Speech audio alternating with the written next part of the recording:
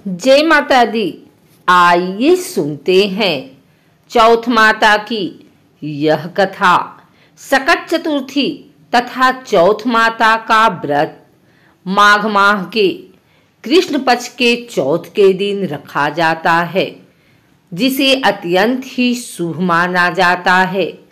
इस दिन महिलाएं निराहार उपवास करती हैं।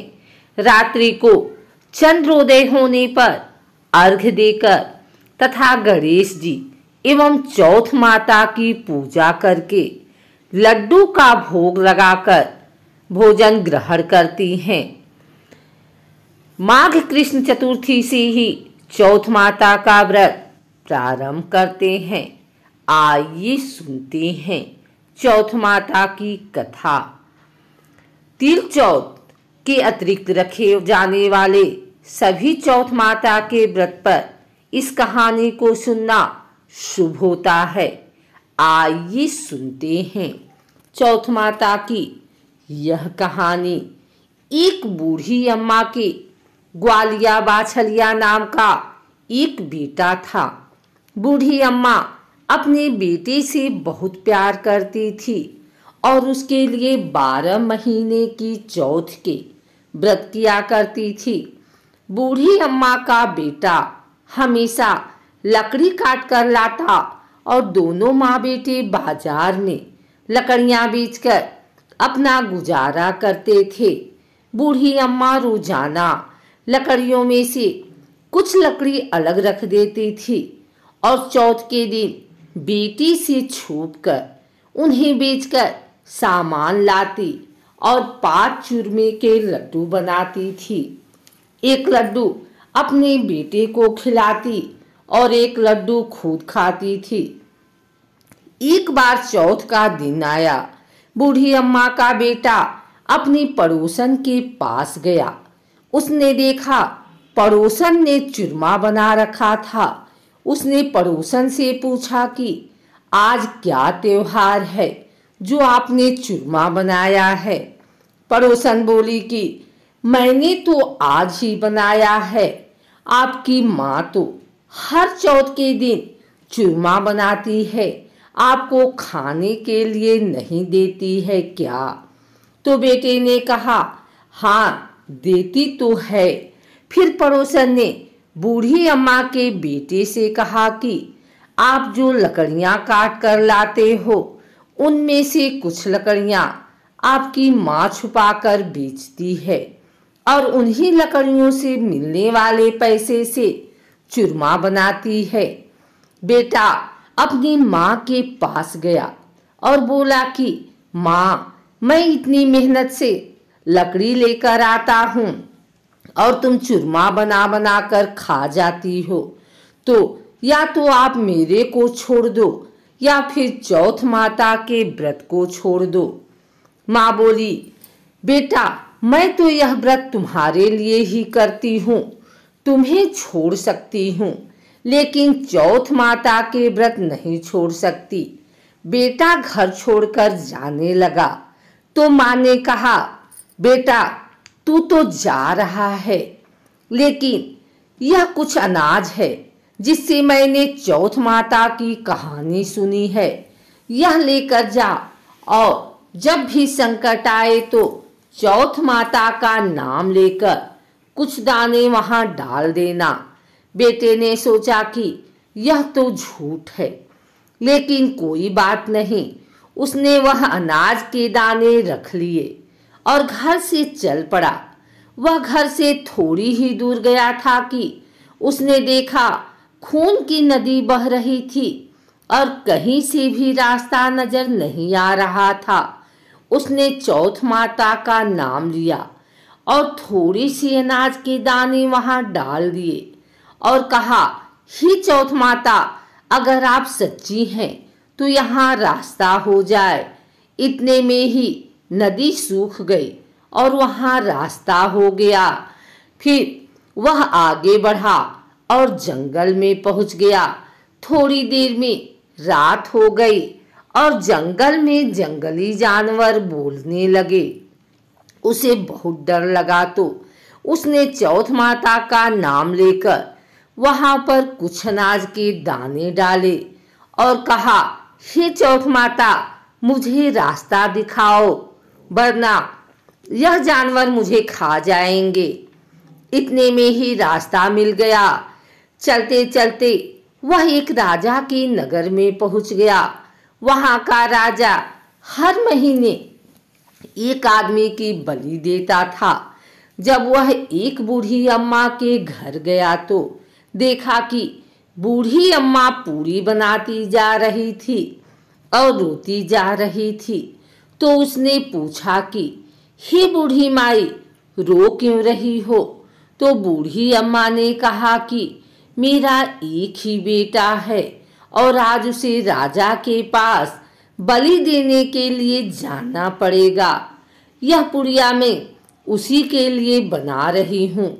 तो लड़के ने कहा कि आप यह पूड़ियाँ मुझे दे दो, मैं आपके बेटे के बदले राजा के यहाँ बलि देने चला जाऊंगा। बूढ़ी अम्मा ने उसे पूड़ियाँ दे दी। रात को सोते समय उसने अम्मा से कहा कि जब भी राजा का बुलावा आए तो आप मुझे बता देना। आधी रात को राजा का बुलावा आया तो बूढ़ी अम्मा सोचने लगी कि पराई बेटे को मैं बलि चढ़ाने के लिए कैसे भेजूं। इतने में ही वह उठ गया और बूढ़ी अम्मा को बोला कि मेरा थैला और मेरी लाठी दे दो। बूढ़ी अम्मा ने सोचा कि आज तक कोई वापस नहीं आया, यह भी नहीं आएगा। राजा के आदमी उसे ले गए और आवा में उसकी चिनाई कर दी। तब उसने चौथ माता का नाम लेकर कहा, हे चौथ माता, आपने पहले भी 2 संकट टाले हैं तो यह संकट भी टाल देना। इतने में ही आवा पककर तैयार हो गया। 2-3 दिन बाद आवा के पास बच्चे खेल रहे थे। उन्होंने आवा पर पत्थर मारा, उसमें से आवाज आई। बच्चे राजा के पास जाकर बोले कि राजा जी, आवा पक गया है। राजा ने सोचा कि 6 महीने में आवा पकता था, 3 दिन में ही आवा कैसे पक गया? राजा के आदमी ने वहां जाकर देखा तो वहां पर सोने चांदी के कलश हो गए। जब उनको उतारने लगे तो अंदर से आवाज आई कि धीरे धीरे उतारो, अंदर मानस है।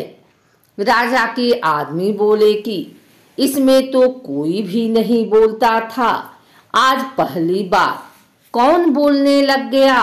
कोई भूत बोलने लग गया क्या? आवा के अंदर जाकर देखा तो अनाज उगा हुआ था। राजा के आदमी को उसने सारी बात बताई तो राजा आए और पूछा कि तुम कौन हो और तुम बच कैसे गए?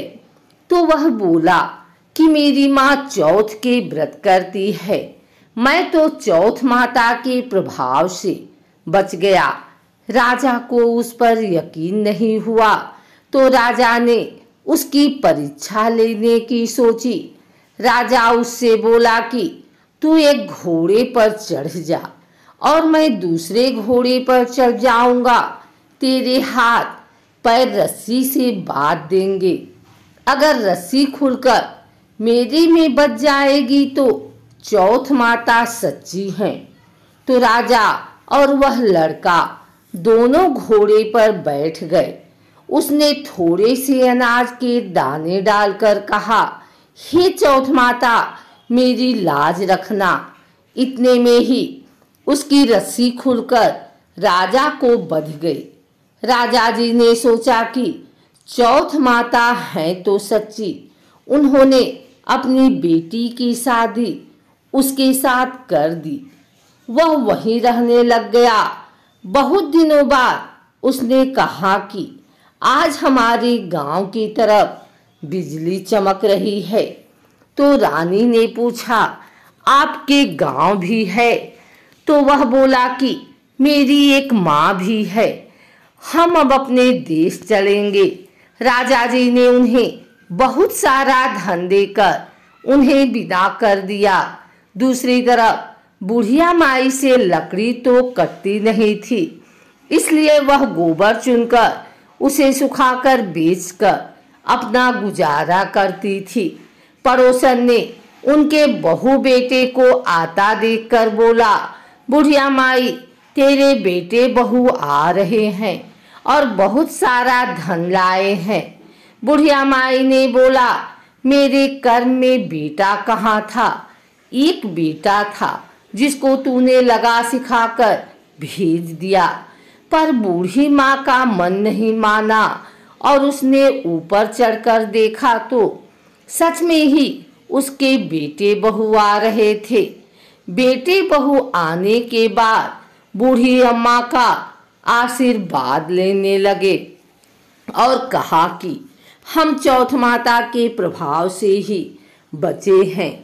तब सारी नगरी में ढोल नगाड़े बजाकर कहा कि बेटे की माँ और उसकी पत्नी सब कोई चौथ का व्रत करे। 13 नहीं तो 4, 4 नहीं तो 2, तो सब ही करें। हे माता, जैसे बुढ़िया माई के बेटे का संकट काटा, वैसे ही सबका संकट काटना। कहते को सुनते को सबको अपना आशीर्वाद देना। बोलो चौथ माता की जय।